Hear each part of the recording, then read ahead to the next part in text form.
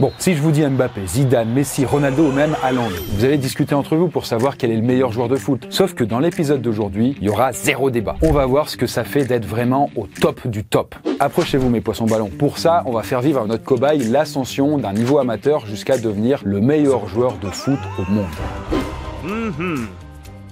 Et à chaque fois, évidemment, on va augmenter le niveau. On verra comment une passion née dans l'enfance peut devenir un véritable métier. Comment on fait pour obtenir le meilleur niveau de foot et comment on fait pour devenir une véritable légende en obtenant le ballon d'or, la récompense ultime du foot. Hop là, voilà. Et on commence du coup tout de suite dès l'enfance. Mais avant de voir si notre cobaye Gustave va remporter des trophées en tant que footballeur, je pense qu'avec tout ce qu'on lui a fait subir, il mérite bien le trophée du meilleur cobaye. En même temps, le pauvre, il a vécu les pires trucs. Il a crevé de chaud dans le désert. Il s'est fait électrocuter et même brûler vif. On lui a même fait boire des trucs dégueux ou bouffer des trucs immondes. C'est pourquoi j'ai décidé d'être un petit peu plus sympa avec lui aujourd'hui. Et en guise de trophée pour le remercier pour ses services et pour votre suivi aussi à vous, on a décidé de sortir avec mon équipe une nouvelle figurine à son effigie. Bon, en réalité, c'est la deuxième qu'on a fait. Pour rappel, lors de la sortie de mon premier bouquin, Le Médaillon d'Orion, certains d'entre vous avaient pu se procurer une figurine de notre cher Gustave qui était partie en même pas quelques heures. Et comme vous êtes nombreux depuis à en réclamer une nouvelle, eh bien voilà, c'est fait. Donc voilà cette nouvelle figurine de la collection, Gustave le beau gosse. Voilà, il a clairement la classe, hein. C'est le mode Gustave par défaut qui est BG quoi. On m'appelle souvent beau gosse. J'espère que la figurine vous plaît, c'est le fruit d'une longue élaboration par mon illustrateur et mon graphiste. Et donc pour vous la procurer, vous pouvez vous rendre sur la boutique en ligne dont le lien est en description. Par contre, je précise, c'est en édition limitée, il y a seulement 700 exemplaires en vente. Une fois le stock épuisé, il sera trop tard, donc on ne sait pas à quelle vitesse du coup ce sera en rupture. Et voilà, nous on repart à la chasse au trophée de foot. Alors bon, vous le savez peut-être, mais Lionel Messi, c'est l'un des meilleurs joueurs du monde. Il a remporté 8 fois le ballon d'or, donc le prix le plus prestigieux dans le monde du foot. Et pourtant, il partait de loin. Lui, il est né dans une famille pauvre d'Argentine et c'est son père qui lui a appris à jouer au foot quand il était tout petit. Et déjà à l'époque, il se fait remarquer quand il joue au foot. À 5 ans, sa grand-mère l'accompagne jouer au foot tous les week-ends. À 7 ans, il s'inscrit pour la première fois dans un club et pareil, il fait partie des plus forts. Sauf que, à l'âge de 11 ans, les médecins lui trouvent une maladie qui retarde sa croissance. Et le souci là-dedans, c'est que ni ses parents, ni son club peuvent lui payer les traitements. Et pourtant, ce retard de croissance ne va pas l'empêcher de jouer super bien au foot, au point d'être remarqué à 13 ans par un recruteur du FC Barcelone. Et finalement, ce sera ce club-là qui va lui payer son traitement et faire de lui, petit à petit, une superstar du foot. Mais malgré tout, Messi ne va jamais oublier d'où il vient. Et à chaque fois qu'il marque un but, il pointe le ciel du doigt en hommage à sa grand-mère qui l'a amené jouer au foot quand il était petit. Vous voyez, l'histoire de Messi montre deux choses. Déjà, devenir une star de foot, ça commence très jeune, il faut vraiment s'accrocher. Et en fait, des gamins qui adorent jouer au foot, il y en a des milliers. Mais quand on regarde tous les plus grands joueurs, on s'aperçoit quand même qu'ils ont tous commencé super jeunes. Pas à 15-20 ans, non. Moi, tu me parles pas d'âge. Et du coup, notre cobaye, pour mettre vraiment toutes les chances de son côté, il commence déjà à s'entraîner dans le club près de chez lui, alors qu'il n'a que 6 ans.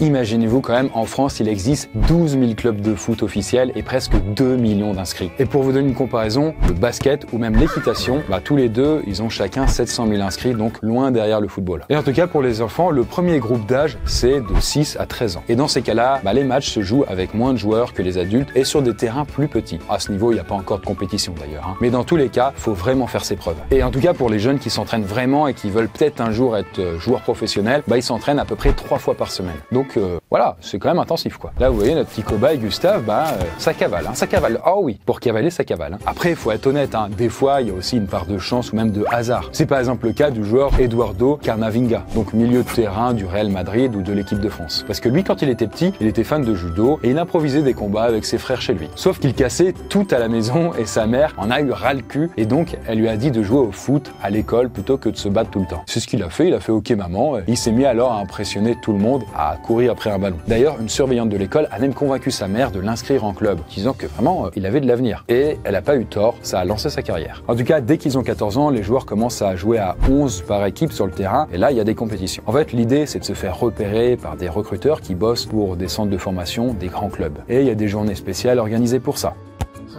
Et il existe typiquement un centre de formation super réputé, c'est l'Institut National du Football à Clairefontaine, qui se trouve ici sur la carte. Et là, c'est clairement pour former l'élite du foot. Par exemple, Mbappé, Areola ou même Thierry Henry ont été formés là-bas. Et très clairement, quand vous rentrez là-dedans, ça rigole plus. On y apprend la discipline et le travail intensif.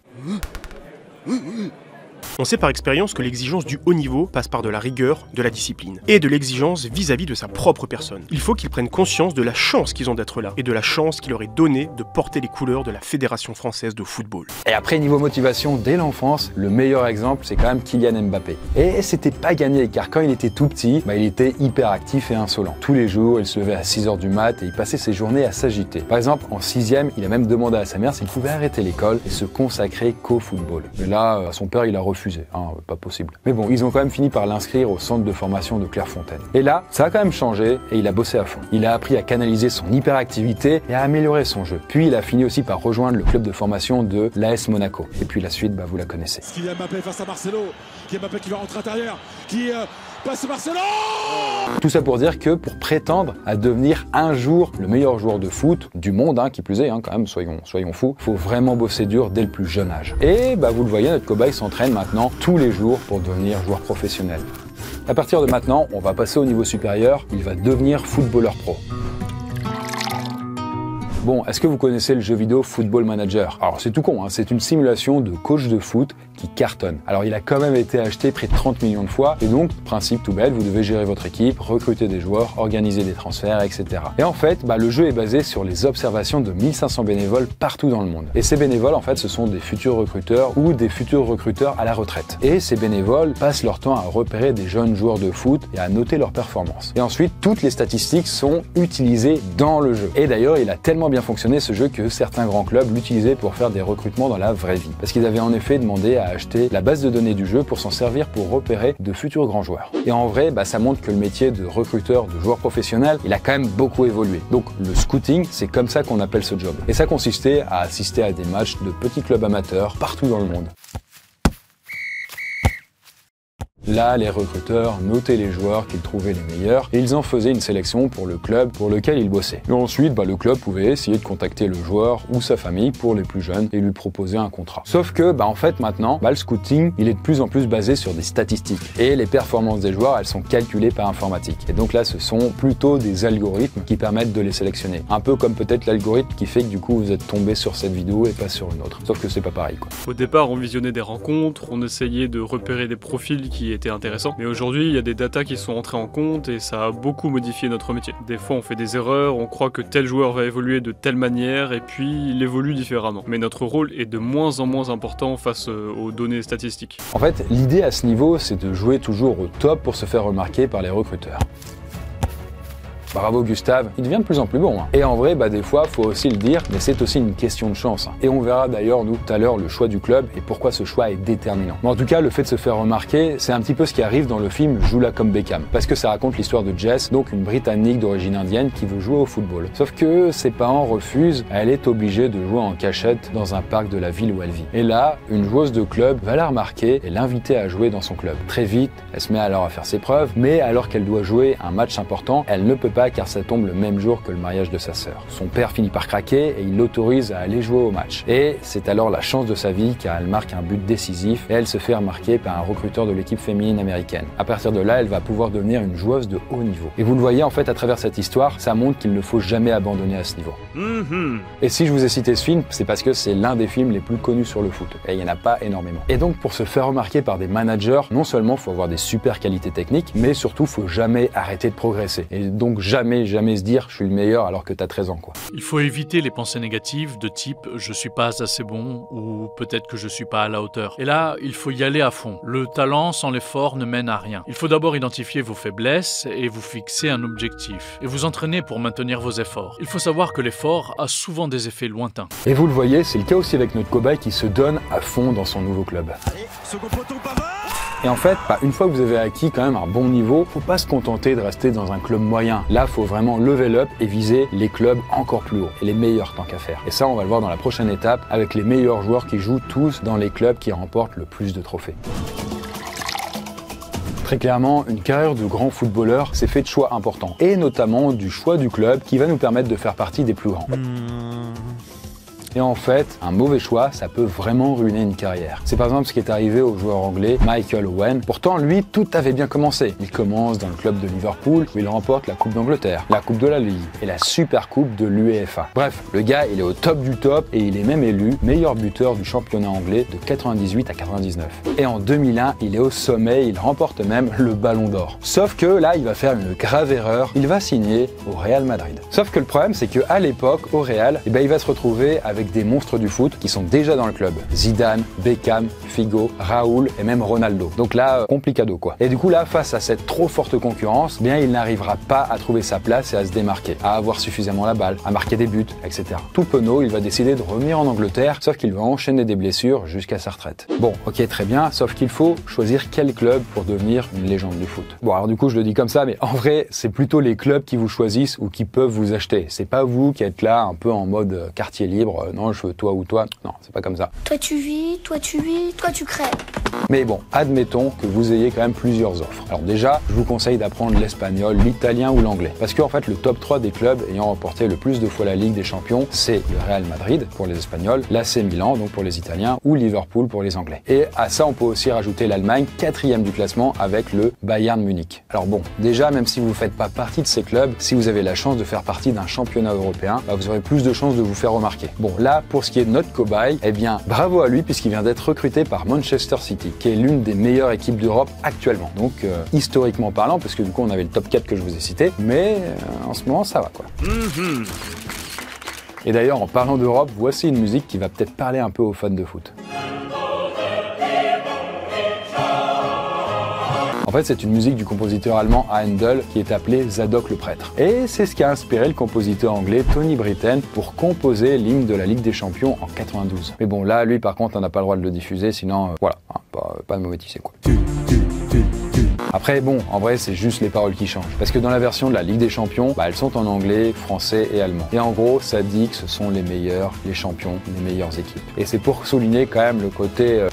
Non, plutôt le côté prestigieux de cette compétition où s'affrontent les meilleurs de chaque championnat européen. Je ne dirais qu'un seul mot, magique. La musique de la Ligue des Champions vous capte tout de suite. Hormis la Coupe du Monde, qui est un tout petit peu au-dessus, la Ligue des Champions est le rêve de tout joueur. Et la Ligue des Champions, faut vraiment le dire, c'est le Graal pour les clubs de foot européens. Et ça tombe bien pour notre cobaye Gustave qui remporte la Ligue des Champions. Et là, il ajoute un premier grand trophée à sa collection.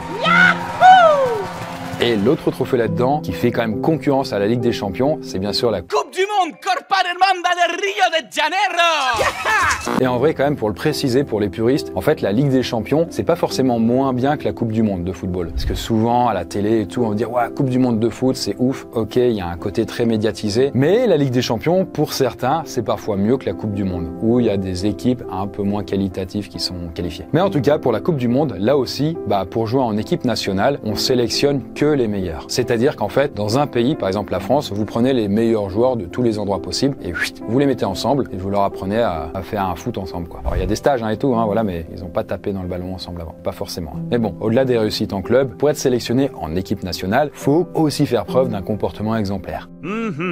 Et donc, les sélectionneurs font vraiment gaffe que le joueur ne donne pas une mauvaise image de son pays parce que, mine de rien, ils vont le représenter. Hop, en parlant du loup, en 2015, Mathieu Valbuena, sélectionné donc en équipe de France, est victime d'un chantage. Parce que des mecs menacent de diffuser une sextape où il apparaît. Et là-dedans, Karim Benzema, également sélectionné en équipe de France, est alors soupçonné de faire partie des complices des escrocs et d'avoir fait pression sur Valbuena pour qu'il paie pour que la vidéo ne soit pas diffusée. Bon, après là, pas rentrer dans les détails, mais en gros, la Fédération française de football décide d'exclure Benzema de l'équipe de France. À partir de là, il sera blacklisté jusqu'à la Coupe du Monde de 2022. Sauf que le problème, c'est que Benzema, il a quand même des stats de ouf. Il est 4 fois champion d'Espagne, il a remporté aussi 5 Ligues des Champions, et c'est en même temps le joueur français qui a marqué le plus de buts, toutes compétitions confondues. Et du coup, cette histoire ne l'a quand même pas empêché de remporter le Ballon d'Or en 2022. J'ai des choix à faire sur des joueurs qui ont beaucoup de qualité. Ce sont des joueurs qui ont fait de très bonnes saisons et qui ont de très bonnes stats en club. Après, ce qui peut amener de l'incompréhension, c'est que nous, le staff, on a des infos inconnues du grand public. On a un vécu par rapport à ce qui s'est passé sur le terrain, mais aussi dans la vie de groupe. Mais bon, après, pour ceux qui savent, quand on voit le comportement du gardien de l'Argentine, donc Emiliano Martinez, qui a quand même remporté le prix Yashin, qui est l'équivalent donc du Ballon d'Or pour les gardiens, quand on a vu quand même ce qu'il a fait pendant la Coupe du Monde... Mais bon, c'est pas le moment d'avoir le seum. Là, on va passer, nous, à du vraiment très lourd, parce qu'on va voir comment on devient le meilleur des meilleurs. Est-ce que vous saviez que Cristiano Ronaldo avait 2 musées qui lui étaient entièrement consacrés? Donc déjà le premier, il a été ouvert au Portugal en 2013, il fait 440 mètres carrés, on y trouve ses trophées, des maillots, des ballons dédicacés, etc.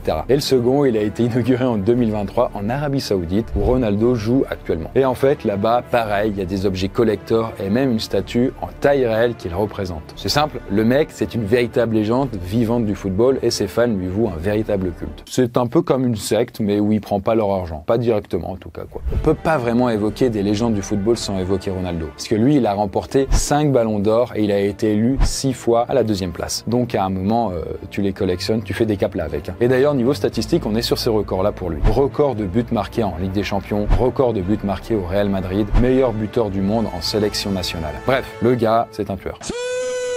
En tout cas, petit à petit, année après année, notre cobaye commence à se faire lui aussi remarquer en enchaînant les victoires. Et là, vous remarquez d'ailleurs qu'il tient son plus beau trophée dans la main. C'est lui-même quoi. Mais vous voyez, même à ce niveau, pour notre cobaye Gustave, qui a quand même remporté la Ligue des Champions et qui fait partie de l'équipe de France, bah, aux yeux des vrais fans de foot, il n'est pas à la hauteur des 2 plus grandes légendes de ce sport, Pelé et Maradona. Alors Pelé, lui, c'est un Brésilien et c'est un dieu dans son pays. Alors pour vous dire vraiment qu'ils sont hardcore là-bas, il y a même une journée officielle à sa gloire. Et même si c'est un peu discuté, il détient le record mondial de buts marqués dans sa carrière, avec 1283 buts. Il a été 3 fois champion du monde et élu athlète du siècle en 99 par le Comité olympique international. Et son rival, l'Argentin Diego Maradona, pareil, légende. Il a permis à l'Argentine d'obtenir la Coupe du Monde en 86, où il a été élu meilleur joueur de la compétition. En tout cas, hors Coupe du Monde, il était dans un club espagnol, FC Barcelone donc, et quand il a été racheté par un club italien, à Naples, ça a été le plus cher transfert du monde de l'époque. À ce moment-là, il a créé même une véritable émeute. En gros, juste le fait de prendre l'avion et d'arriver à l'aéroport, il y avait eu un bordel monstrueux dans toute la ville, il y avait des embouteillages de tous les côtés. Bref, le dieu arrivait quoi. Et en fait, c'était tellement devenu une star là-bas, à Naples, qu'il existe même une église qui lui voue un culte, l'église maradonienne. Voilà, c'est littéralement un saint quoi. Bref, tout ça pour dire qu'être le meilleur joueur du monde, c'est à la fois avoir des capacités techniques de dingue, battre des records et obtenir l'admiration du public. Mais c'est aussi une question de mental et de confiance en soi. La différence entre un grand joueur et un super grand joueur, c'est la capacité de rester froid dans les moments chauds. La meilleure caméra, c'est notre cerveau. Sur le terrain, quand tu joues en attaque, dès que tu te retournes, tu prends une photo de la situation. Mais dès que tu as la balle, c'est plus le même scénario. Il faut savoir rester calme et voir la passe, l'action ou la frappe qu'il faut faire. La plupart du temps, elles ne sont pas difficiles à faire, mais il faut savoir bien les voir. D'ailleurs, au passage, je vous parle beaucoup d'hommes depuis tout à l'heure, mais ça marche aussi pour les femmes.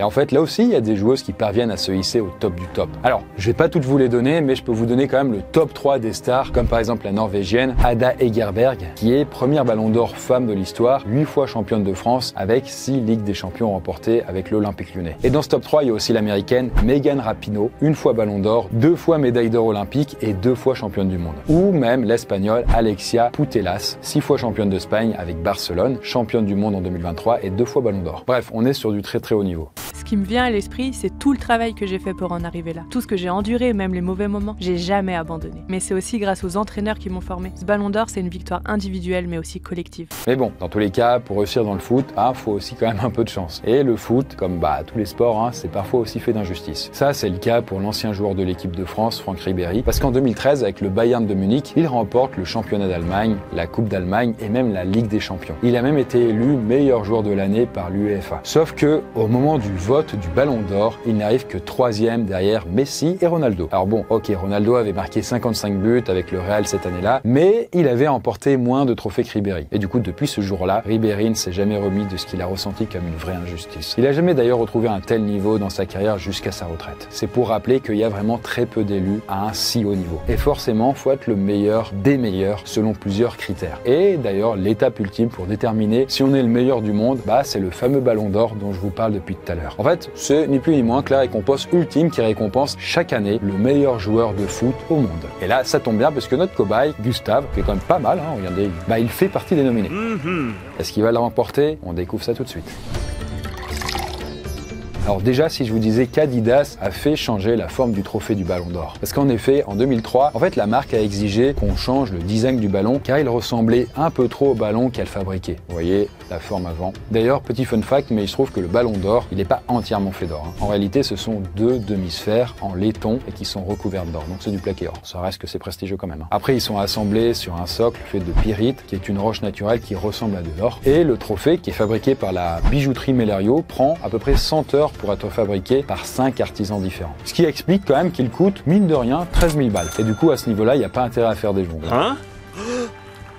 Encore une fois, ça montre que c'est pas juste un petit trophée, mais c'est aussi la récompense la plus prestigieuse. D'ailleurs, au niveau du système de vote, pour savoir c'est lequel meilleur joueur, il a pas mal évolué depuis la création du prix en 56. Et d'ailleurs, ce prix, il a été créé par un magazine qui s'appelle France Football, donc qui est d'origine française. Mais bon, en tout cas, pour faire simple, depuis la dernière réforme de 2022, ça se passe comme ça. On met en place un jury international de journalistes spécialisés et originaires des 100 premiers pays du dernier classement FIFA des meilleures équipes nationales. Puis, les organisateurs leur demandent de voter parmi 30 joueurs. Chaque membre doit alors choisir un top 5 et après on calcule le tout et ça nous donne le vainqueur. L'ensemble des membres du jury votent en son âme et conscience à partir des règles. On élit un joueur qui aura été exemplaire et le meilleur en termes de trophées, de fair play ou de rendu collectif. Après, il y a forcément une part de subjectivité. Un joueur que je trouvais patent, peut-être que mon collègue finlandais du Botswana ou du Pérou n'aura pas la même vision. Mais c'est tant mieux, c'est ce qui fait la légitimité et la crédibilité du Ballon d'Or, car au final, ça donne un échantillon d'expertise quand même cohérente. En fait, c'est simple, les critères de sélection sont les suivants. Les performances individuelles, les performances collectives et le palmarès en championnat et en coupe, ainsi que le talent et puis le fair play. Faut donc être un joueur super complet et parfait partout, quoi. Faut pas juste avoir marqué les buts, quoi. Et d'ailleurs, en ayant multiplié les trophées et marqué des centaines de buts, notre cobaye Gustave est quand même plutôt confiant de son côté.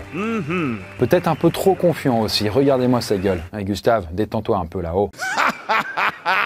Tu te calmes. Typiquement, un bon exemple, c'est celui de Luka Modric qui a remporté le Ballon d'Or en 2018. Et le gars, il avait une sacrée concurrence face à lui. Ronaldo, Griezmann, Mbappé ou même Messi. Mais cette année-là, lui, quand même, il a remporté la Ligue des Champions avec le Real Madrid et il a été finaliste de la Coupe du Monde avec la Croatie face à la France. D'ailleurs, certains Français avaient ragé de ne pas voir Mbappé ou même Griezmann gagner alors qu'ils étaient champions du monde. Mais bon, après, ce qui a quand même surpris aussi, c'est que ça faisait un bail qu'un milieu de terrain n'avait pas remporté le prix. Parce que comme vous le savez, habituellement, ce sont les attaquants qui marquent plein de buts, c'est quand même leur but. T'es un comique, toi. Et donc c'est quand même eux qui ont tendance à attirer les paillettes sur eux. Et c'est le cas typiquement avec tous les joueurs qu'on a cités jusqu'ici, c'était des attaquants. Sauf que là, quand même, pour le coup, Modric, il avait aussi remporté le prix du meilleur joueur de la Coupe du Monde, celui du meilleur joueur du monde de la FIFA et celui du meilleur joueur d'Europe de l'UEFA. Donc il était quand même pas mal classé, quoi. Et c'était mérité. Et puis bon, en même temps, cette cérémonie, c'est aussi l'occasion de filer d'autres prix aux joueurs. Alors c'est quand même un peu moins fou que le Ballon d'Or, bien sûr, mais quand même, il y a le prix Koala. Il y a le prix Copa pour le meilleur jeune espoir de moins de 21 ans, le prix Yashin pour le meilleur gardien ou encore le prix Socrate pour saluer les actions caritatives d'un joueur. Et en 2021, parmi les sponsors de l'événement, on trouvait quand même la marque de montre de luxe suisse Purnell. Alors c'est un peu moins connu que Rolex, mais vous avez un peu l'idée. Moins connu peut-être aux yeux du grand public, bien sûr. Et elle avait offert aux gagnants une montre avec un boîtier en or rose, 18 carats, un cadran et un fond en saphir. Sachant que le tout était estimé à plus d'1 million d'euros. Et quand je dis 1 million d'euros, c'est pour chaque montre qui est reçue. Donc ils ont aligné les zéros, quoi. D'ailleurs, au passage, les gagnants peuvent aussi remporter de l'argent en bonus de la part de leur club, et ça, souvent, c'est des centaines de milliers d'euros. Donc voilà, plutôt pas mal comme motivation, et justement, puisqu'on parle un peu de tunas, au niveau des salaires, on en est où là? Pour le pognon maintenant, c'est avec moi que tu discutes. Évidemment, il y a des énormes écarts de salaire entre les joueurs, et là, on parle juste d'un niveau professionnel. Mais par exemple, Mbappé, lui, aujourd'hui, il est à 72 millions d'euros annuels. Mais ça, c'est rien face aux 100 millions d'euros de Neymar, ou même aux 200 millions d'euros annuels de Ronaldo. Et là, pour toutes les personnes qui vont se mettre à grimper au rideau en disant que c'est scandaleux que des gens puissent toucher autant d'argent, gardez juste une chose en tête, s'ils touchent autant de thunes, c'est qu'ils en rapportent beaucoup plus à leur club et globalement avec toutes les publicités, tous les sponsors et toutes les entreprises qui misent sur eux. Donc en fait, ça donne juste une estimation en fait de leur valeur en fait dans notre monde capitaliste. Voilà, où on est payé pour la thune qu'on rapporte en conséquence à la société. Donc après, est-ce que c'est juste au regard de ce qui rapporte d'un point de vue pécunier à toutes les personnes dans le monde? Oui. Après, là pour les questions d'ordre plus philosophique, n'hésitez pas à vous acharner en commentaire. Mais bon, dans tous les cas, le Ballon d'Or, c'est vraiment la consécration ultime de toute une vie pour un joueur de foot. Donc imaginez quand vous en remportez plusieurs fois d'affilée. Ronaldo et Zidane, ce sont mes modèles, et tous les deux ils l'ont remporté. J'ai donc réussi à rejoindre mes idoles. C'est beau, t'es le meilleur joueur du monde et c'est un truc de fou. Mes parents ont toujours cru en ma bonne étoile. Le ballon d'or c'est le mien, mais c'est aussi celui du peuple, car c'est pour tout le monde. Je partage mes émotions avec tous mes supporters. Quoi qu'il en soit, voici notre cobaye Gustave qui est arrivé au top du top. Parce que il remporte lui aussi son ballon d'or. Eh bien bravo, bravo. Eh bien voilà, nous la Poiscaille, notre petite aventure touche à son terme. J'espère que vous avez vraiment kiffé la vidéo. Si les thématiques un peu plus sportives vous intéressent, ravi, on pourra faire d'autres vidéos sur le sujet. Je pense que c'est l'une des premières que je fais sur la chaîne et pourtant ça fait 12 ans que je fais des vidéos. Et n'oubliez pas aussi d'aller checker notre première figurine de la collection Gustave. Et là, c'est Gustave le beau gosse. Comme ça, vous aurez vous aussi votre trophée d'une certaine manière, quoi. Donc voilà, je le rappelle, c'est en édition limitée. Si vous voulez avoir une chance de l'avoir à temps, vous savez quoi faire, quoi. Le lien est en description. Et sur ce, que dire de plus à part que, évidemment, allez les bleus, on y croit. I still love you.